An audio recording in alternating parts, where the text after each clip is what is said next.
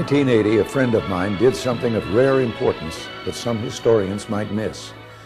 Dr. Milton Friedman, a scientist, a careful thinker, and a great teacher, first presented his TV series, Free to Choose.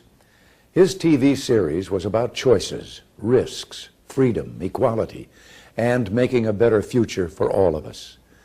In 1976, the 200th birthday of our nation, Milton Friedman won the Nobel Prize, Peace Prize, in economics. 200 years earlier, in the same year as the Declaration of Independence, Adam Smith, the Scotsman, published a book titled The Wealth of Nations. The United States was the first country to apply the ideas in Adam Smith's book. Those ideas have led to our prosperity and given us our freedom. In Free to Choose, Milton Friedman shows us how those ideas can help us today. In this program, Milton and his wife Rose take us on a brief tour of Eastern Europe. They wanted to see if the Czechs, Hungarians, and Poles were taking the steps needed to achieve prosperity and a lasting freedom. In fact, a member of the Polish Parliament has said that Milton Friedman's Free to Choose was a major influence on the Polish drive for freedom. I find it exciting to watch the rebirth of freedom in Eastern Europe. Being free to choose should be every person's birthright. Everywhere in the world, and especially here in the United States, we need to keep government on the sidelines. Let the people develop their own skills, solve their own problems, better their own lives. I don't think it's an exaggeration to call Milton Friedman's Free to Choose a survival kit for you, for our nation, and for freedom. Human and political freedom has never existed and cannot exist without a large measure of economic freedom. Freedom is making choices. What's best for me? What do I want to do? We all want to be free to choose. No government official is telling these people what to do. Parental control, parents choosing the teacher, parents monitoring the schooling. Free to live your own life, pursue your own goals, chase your own rainbow, without the government breathing down on your neck or standing on your shoes. Most of us would choose prosperity if we could, but what's the best road to that goal? Free trade set off a process that revolutionized Japan and the lives of its people. The Pilgrims tried a form of socialism over 300 years ago. Unfortunately for their fair-minded plans, they prospered only after they were allowed to keep for themselves all the food they grew. Who says economic institutions don't matter? We may dream of a perfect world, but we all know that's not possible. Hong Kong is very far from utopia. Life is unfair. There's nothing fair about one man being born blind and another man being born with sight. I do not know any exception to the proposition that if you compare like with like, the freer the system, the better off the ordinary poor people have been. Dr. Friedman has spent a lifetime studying freedom and prosperity. To him, the lessons of history are clear. People are better off making their own choices, better off not relying on government. Free to Choose is a survival kit for you and for liberty.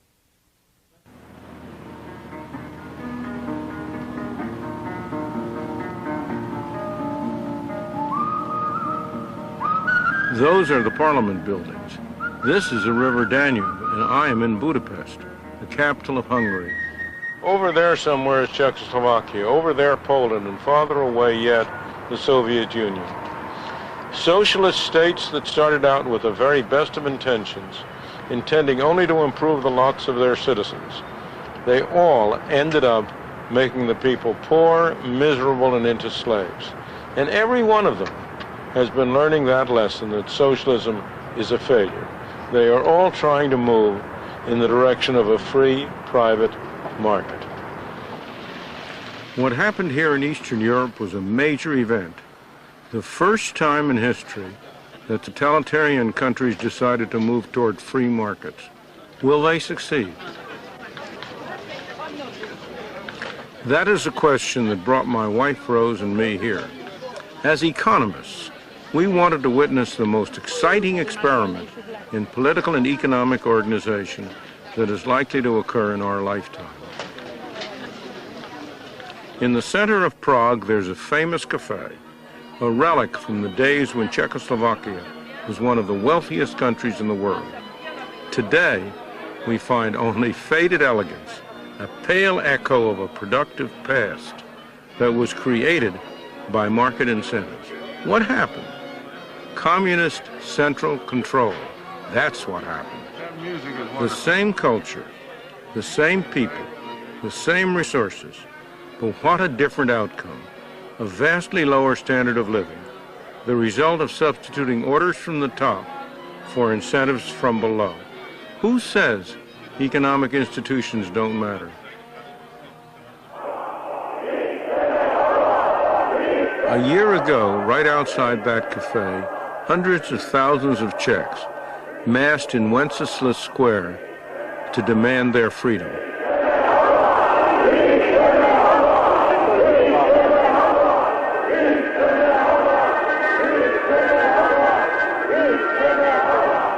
This is where it all happened. In 3 days, they got political freedom. The hopes were high. They thought economic miracles would follow quickly. Yet now it's a year later and almost nothing has happened. Political freedom can be achieved rapidly. Economic freedom and prosperity is a very different thing. And that's what's beginning to dawn on these people. In reality, they are not yet free. They are still the victims of thousands of controls the communists put in place. If the newly elected governments are going to keep the support of the people, they must give them real freedom, and they've got to do it fast. That was the secret of Margaret Thatcher's success in England. She had a well-worked-out program, and she put it into effect right after coming into office. It was the secret of Ronald Reagan's program. On the other hand, Menachem Begin in Israel came in without any plans whatsoever, and he ended up a failure. If Czechoslovakia is going to achieve the objectives of its revolution, it must move rapidly to put into effect the economic institutions which alone can convert political freedom into economic and human freedom. Those institutions are the institutions of free, private markets. There are examples all over the place of both the opportunities and the problems. Yuri Malik wants to publish a magazine for people who are trying to set up their own private businesses in Czechoslovakia. He runs it from his living room. It's a small family enterprise. The magazine is packed with information for would-be businessmen on how to thread their way through the jungle of bureaucratic regulations that still exist. The irony is that some of those very regulations are preventing him from getting his business off the ground. For a start, he needs to obtain 15 separate government licenses before he can distribute the magazine. After nearly a year, he still hasn't got them. He's had to come here again and again to this government licensing bureau to try to persuade a bureaucrat to allow him to do business.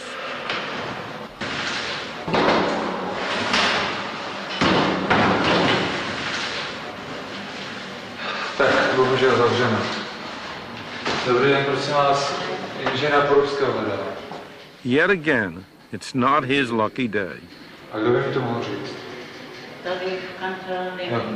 Děkuji, já se podívám.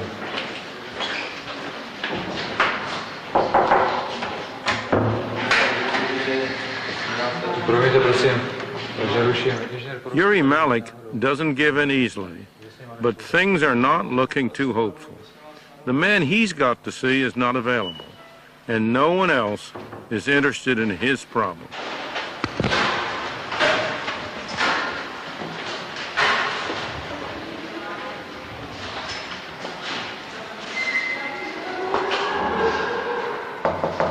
The Czech government owns all the newsstands, the bookshops, the nationwide distribution system, which is controlled from here.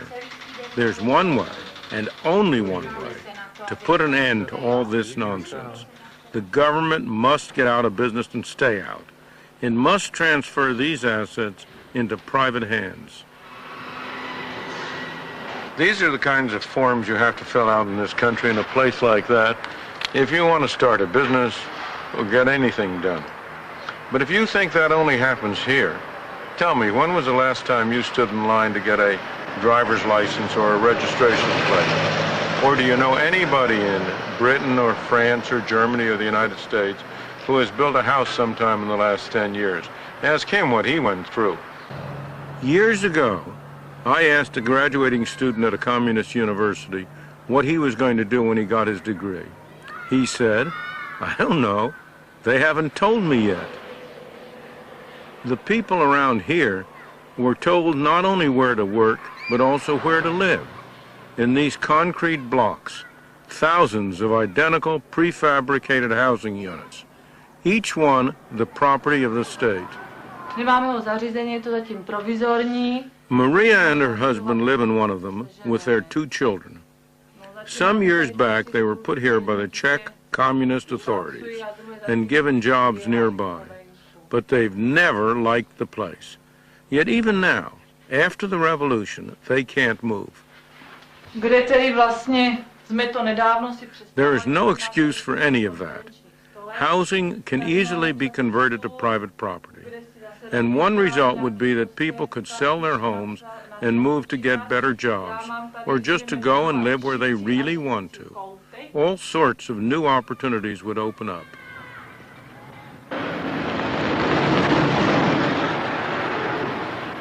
Among the East European countries, Hungary has been moving away from total state control for more than a decade.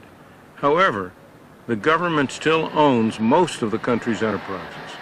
Now that it is permitting private individuals to start up their own businesses, it wants to control them too. The Hungarians aren't alone in that. Nothing is harder than to give up power. Throughout Eastern Europe, industry is strangled by government controls, especially small private businesses trying to succeed in international markets, now that trade barriers are supposed to be coming down. This place makes electronic circuits for cheap consumer goods, like alarm clocks and toasters. Their competitors in Hong Kong and Taiwan may smile when they see this as their competition. The machines are all 10 and 20 years old. But this firm can't buy modern equipment from abroad. It's not allowed to acquire and spend foreign currency. They can now manage because the wages they pay are so low, but they can't count on that forever.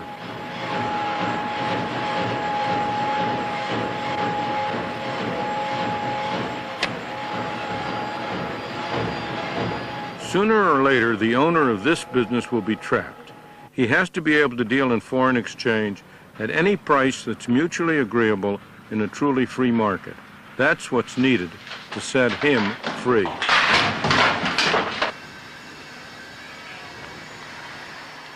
West of Budapest, the road passes through this little village. It's mainly a farming community, but there is also a small cooperative that processes wood for house building. It's owned by the workers. With a construction boom just around the corner, they can see an expanding market for their goods, but they need more equipment. That's their problem.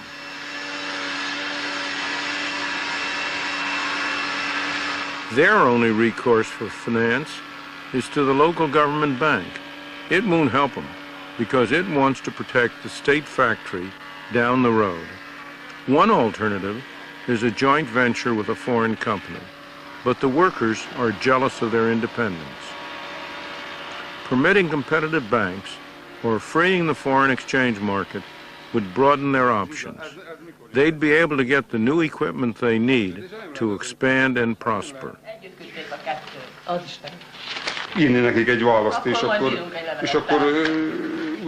As it is, the only way that they can break out of their quandary is to break the law by buying foreign exchange on the black market. And that's what's going on here. Money hustlers trading in foreign currencies. Corrupting, yes, but also serving a real function by promoting business efficiency. It should be legal, not illegal, done through private banks, not on the street. Government can promote the transition to a free market in two very different ways. One way is simply to get out of the way. Let dozens of Rubik cubes emerge from the ingenuity, enterprise, and drive of the Hungarian people. Another way is to try to plan the transition. That way, one thing is sure. The people who do the planning will make sure that they end up on the top and the little man is on the bottom. And here in Budapest, like everywhere in Eastern Europe, small enterprises are only too well aware of that reality.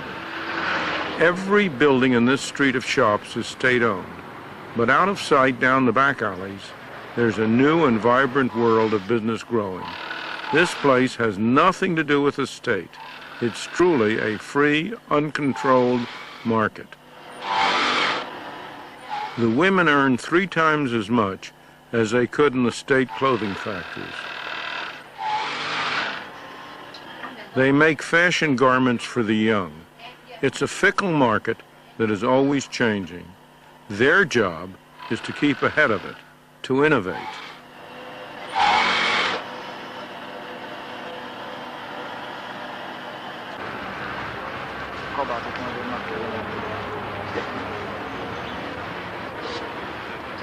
The clothes are sold from market stalls and trade is thriving. 2 years ago, this place was a derelict building site. Now, taken together, all the stalls have the annual turnover of a good-sized department store, simply because the market has been allowed to develop without state interference. Imagine the effect if production all over Hungary, Poland, and Czechoslovakia were set free like this. Here's another real success story, this time in Czechoslovakia. Martin was a rock musician. Today he makes documentary films. Some years ago, he did a concert tour of the United States and brought back second-hand recording equipment. The communist government let him bring it back after paying a hefty import tax because he said he wanted to record folk music, something the government was not doing and did not plan to do. In the past year, since things have opened up, his business has exploded. Along with music and films, he now duplicates video cassettes. He also makes audio cassettes for other Czech producers and has devised his own English language course on tape. Welcome to Learning English. He's on his way, and many more will follow if the government just gets out of their way.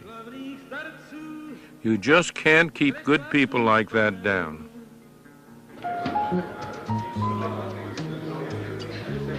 The guests at this party aren't much interested in self-driving entrepreneurs like Martin.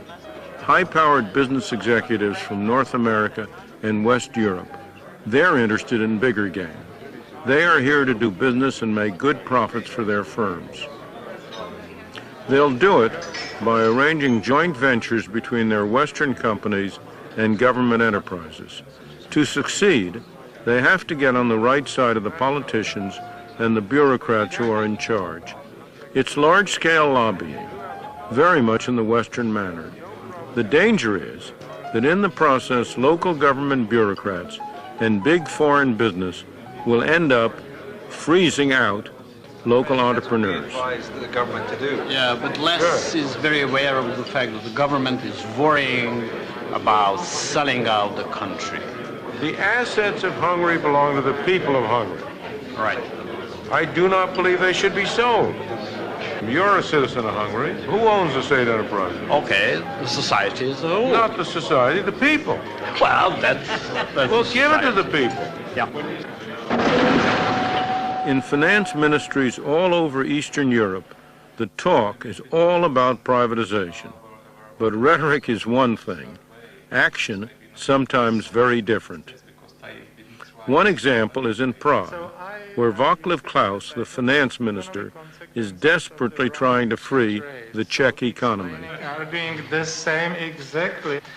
The people who were the reformers at that time were then, after the Russian invasion, they were fired from their jobs and they returned to politics with their own extremely obsolete ideas. And now they are trying. But he's up against political interests that aren't ready to give up control. They're all anti-communists, all in favor of markets. But many are still beguiled by the idea of market socialism, a third way between capitalism and socialism. Klaus and I believe that is a mirage, that a third way will take Czechoslovakia straight to the third world. It must either move directly to a pure free market or it will get stuck, just as Yugoslavia has. Out of touch with reality. And I think intellectuals tend to underestimate the intelligence of the ordinary people. That's quite true. Poland and Hungary have exactly the same problem. Some, like Klaus, want to move to free markets right away. Others still hanker after socialist control of the markets. Those who use the word naive citizens, they are the interventionist economists and the other. So this is my speech in the parliament half an hour ago. So for us it's everyday debate, discussion, exactly. Political power is limited, but economic power is not limited. And you can have, if you have one millionaire, you can have another millionaire, you can have another millionaire, without anybody else being worse off. In fact, everybody else will be better off. And it seems to me, again, that the people understand that. I can't believe that your ordinary people here don't. They know. Overnight you can make a change if you only get the government off the back of the people.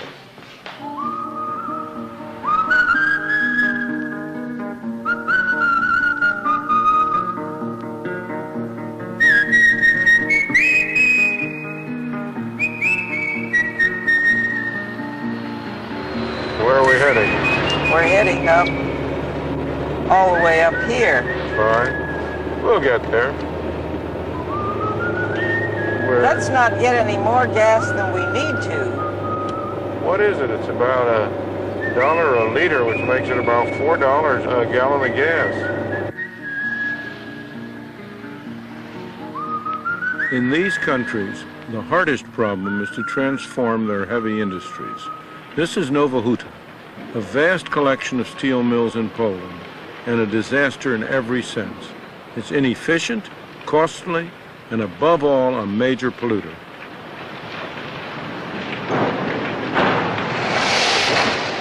The best thing to do with places like this would be to bulldoze them, but that's almost impossible. They are too well shielded by special interests, the unions, the bureaucrats, and all the other political interests on the fringes. The communists socialized the means of production. They tried to run everything from the center. It didn't work. It was a mess and a failure. We in the United States, on the other hand, have been socializing the fruits of production. That is, the government has been taking money from some people, the people who produce the goods and services, and giving it to other people who do not produce goods and services. The end result is likely to be the same loss of incentive and organization if we carry it too far.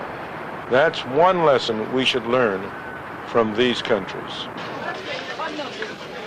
A year ago, the cornucopia of fruits and vegetables and other things in this street market were simply not obtainable. It's one of the first signs of the flowering of enterprise under the new regimes. This market is in Krakow, Poland. Look at what he's got, bro. This is what yours. Goods are readily available now only because the government eliminated price controls, allowing the market to set the prices. Like a miracle, overnight the stalls had goods for sale. This gentleman sells bulbs and seeds. He's happy in the market, but many traders would like to set up in stores and develop on a larger scale. At the moment they can't.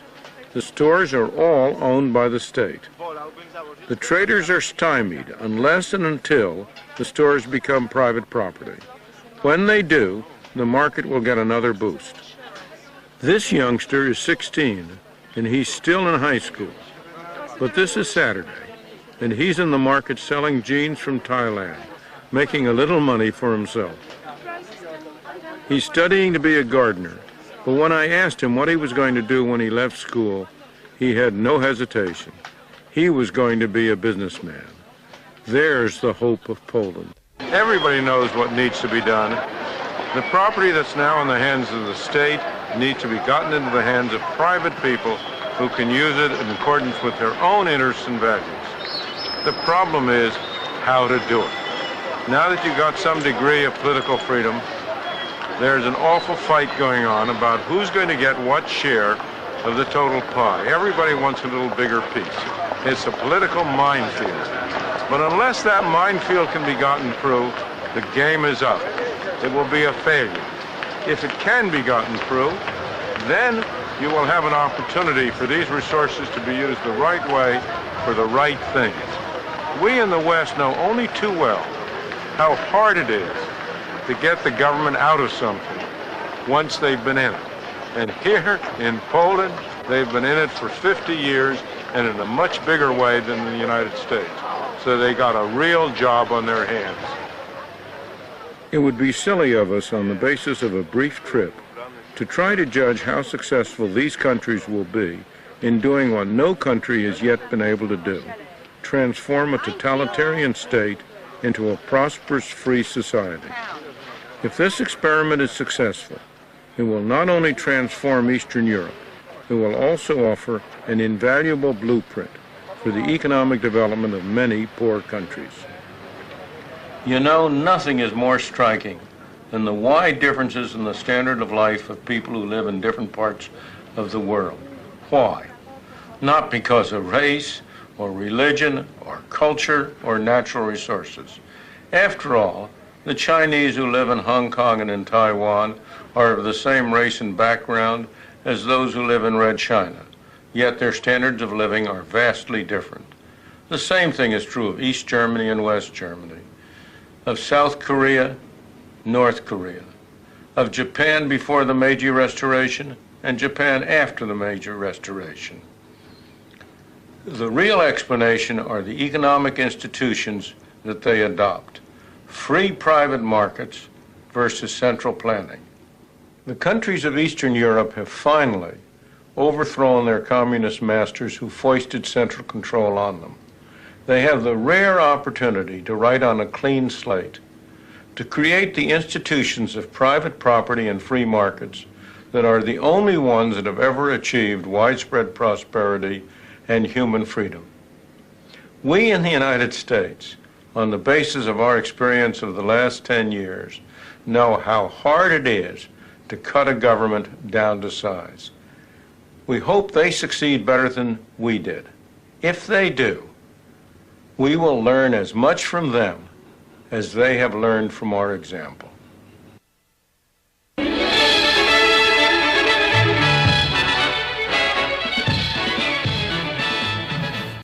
Hello, I'm Linda Chavez. Welcome to Free to Choose. Joining Dr. Friedman for a discussion of the failure of socialism are Gary Becker of the University of Chicago and Samuel Bowles of the University of Massachusetts. Dr. Bowles, I think we can all agree that socialism has failed Eastern Europe. Dr. Friedman believes that the path out of that is the free market, and I think he thinks there are lessons for the United States. What do you think? Well, there's much to celebrate in Eastern Europe. Not only the elimination of dictatorial rule, and I go back on that a long time. I was in the Soviet Union in the late 50s, in 58 and 59, as a musician. And I met many Russian musicians and made friends with a lot of Russian people who found themselves harassed and victimized by the police. In fact, my own musical group was prevented from singing a couple of times by the police. That's all on the way out, and we hope it's gone for good. Equally welcome is the end of this myth of the centrally planned society. That's gone too, and I hope that basically the lesson is learned. But Milton seems to think that we have to choose between either a centrally planned society or a society in which we have markets which are basically unregulated. And so the choice is really between all or nothing. I don't think that's the choice. I think what Milton is posing for us is a model which is as unrealistic as the centrally planned model. It's outdated, it won't work, it's extreme, and I think it's undemocratic. I think that we have choices in between. What Milton called the third way, a way that he said wouldn't work, has been shown to work around the world. And I think that Eastern Europe would be very ill-advised to take Milton's advice on this. The last time anybody took Milton's advice on economic policy was Ronald Reagan. And Ronald Reagan has put the U.S. economy into a situation where it can't pay its bills and it's facing mounting economic instability and difficulties. Dr. Friedman, what about this midway path? Well, first of all, I utterly reject what Sam says about the results of Ronald Reagan's changes. We've had a decade of extraordinary growth, increase in employment, in which inflation was brought down sharply. Ronald Reagan came into office at a period of very high inflation and so on. But this program is not about the Reagan administration. This program is about Eastern Europe. And I want to go to Eastern Europe. I believe Sam is completely wrong in saying that the model I propose is outdated. I believe that what he calls obsolete is something very different. You have had the third way. You've had it in the United States, you've had it in Sweden, you've had it in Britain, you've had it elsewhere. In every case, it's been built on the foundation of a long period of what I call the first way. The United States had 150 years of essentially a free private market before it launched on this period of the welfare state. Same thing was true in Britain. The same thing is true in Sweden. I believe he will find it very difficult to cite any example of a country which started from a very low level and immediately adopted that combination of policies. Yeah, well, let me add something on that. I think the lesson that we learned from what happened in Eastern Europe goes beyond simply that central planning doesn't work. I think we all agree it doesn't work. But it's more than that. It's the role of private property in the system and the incentives provided by private property. I mean, I don't know what socialism means anymore, but I remember when I was in Poland and I asked the head of the ideology department, is private property consistent with socialism? He said it may be. And then I asked him, well, what's the difference between socialism and capitalism? And his answer was, we're still working on that. I mean, I think what we've seen is a rejection of the ideas associated with traditional socialism, which are suppression of private property, government ownership of property, and so on. Now, how far should we move in the other direction? I think that's the question you're asking, Sam. And is there a middle way? I think the middle ways that have been successful have all been largely reliant on private property, private ownership, private incentives. The difficult question is the one that Milton raised in the documentary. How far can you redistribute income and make it consistent with effective incentives? I don't think we know the boundary point there, whether 30% of the income being redistributed is too much, 40%, 50%. My own feeling is that we've gone much too far in Sweden and some of the other Scandinavian countries, and they're beginning to step back from this. They're lowering maximum tax rates to 50% now. They were up to 80%. So I think there is a third way, but that third way is going to be a lot closer to unregulated markets than toward a socialist organization of resources and a suppression of private property. Let's get back to the particulars. So, I mean, you talk about Sweden and you talk about the third way failing, and Milton says nobody's ever really gotten rich on the third way. They've only benefited from that. Let's talk about the United States. The period you describe included a very long period in which the United States was a highly protectionist country, in which our industrial base was developed from Alexander Hamilton on for some time, and then during the late 19th and early 20th century. To call that a free market solution would be against everything you've taught. Or, if one wants to go back into the 19th century, the huge subsidies of the railroads were, of course, an intervention in the market. Now, these are... Look, let me continue, Milton. In the case of England that you talk about, the same is true. The role of the British Navy and the role, for example, of the Parliament in actually establishing the private property, which is what you favor. This was done by a government intervention. And if we talk about the other cases, talk about Sweden, or let's talk about Korea. These are two countries which I think are justly admired for their economic performance. Both countries have income distributions far more equal than the United States. In Sweden, over half the GNP is taxed. Now, people in this country would say, well, it's obvious they've gone too far. But let's look at the test of the market. Sweden and Korea have been defeating the United States in world markets.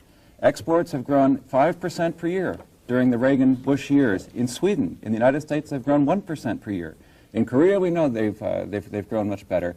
If you want to go on to Norway, where much of the investing is done by the government, they've grown their exports even faster than Sweden. Meanwhile, we can't compete in world markets. But so the lesson of these countries is if you look at the facts, Milton, a combination of government regulation and the market works. I agree with Gary. I think private property is extremely important because the incentives associated with owning the results of your work is essential. But private property does not mean that we have to let the market go unregulated. And all the evidence is that the countries that are beating us in the world markets today don't do it. They're not that dumb. Japan doesn't do it. Korea doesn't do it. Sweden doesn't do it. Let's not throw straw men around. Obviously, I am not in favor of no government. Government has some very important roles to play. Those are very limited. You take the case of the United States during the 19th century and of Britain in the 19th century. At the time of Queen Victoria's Jubilee in 1899, total government spending in Britain was 10% of the national income. Throughout the up until 1929 in the United States, except for periods of Great War, total government spending in the United States was about 10% of national income.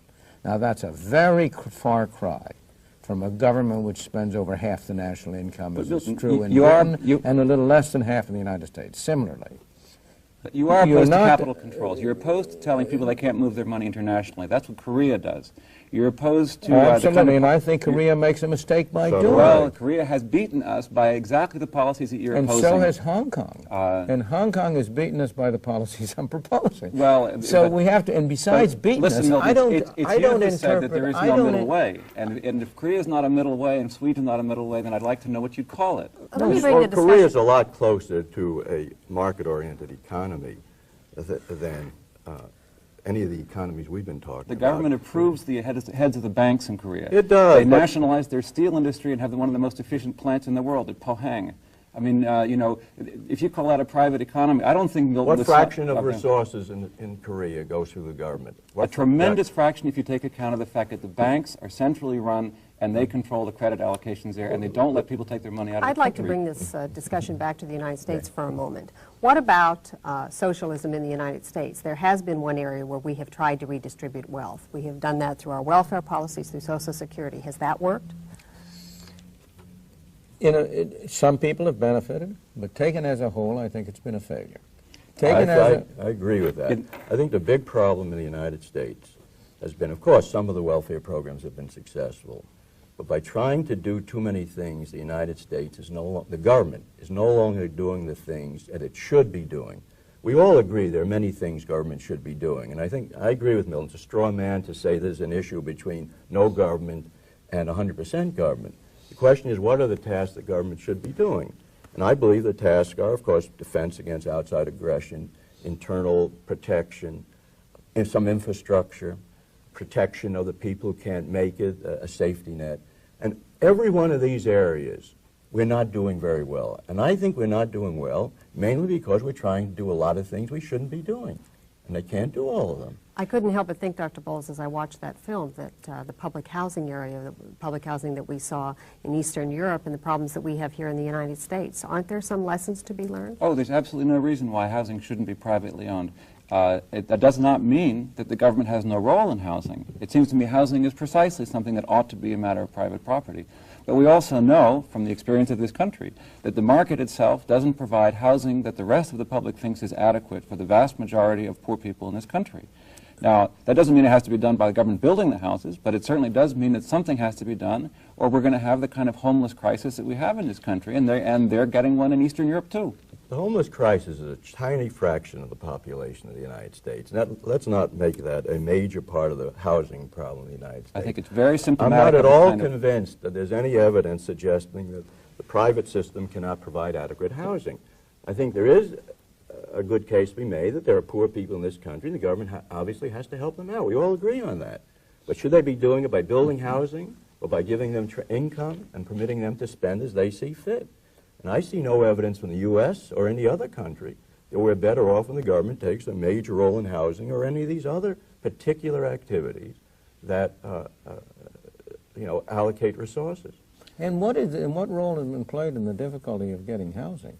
By government interventions, by rent control, by excessive building code regulations, many of which are designed to protect the interests of special groups. Look, Milton, those have played a very large role. The homeless people are homeless because they're poor and they're out of work. They're not homeless because of rent control. I beg your pardon. Not all of them aren't. Of course there are some like that, but the existence of rent control has certainly increased the number of homeless. Many people are homeless because they're mentally ill. I mean, lots of. But the homeless is a tiny fraction. Housing policy in the United States should not be oriented around the homeless, because that's a tiny part of the problem in any major city, and certainly outside of major cities. If you look at the bulk of housing in the United States, I see no evidence that that cannot be adequately provided by the private sector. Let's talk about incentives, because I know that both of you like to talk about incentives a lot. You do too. Well, I think incentives are terribly important. And Milton says in the show, and I agree with him, that we have to choose between taking orders from the top down or incentives at the bottom. Now, Milton's idea of how do you get the incentives down at the bottom is essentially a view of an economy in which individuals, through their ownership of property, can own the results of their hard work and their innovation. It's a great idea.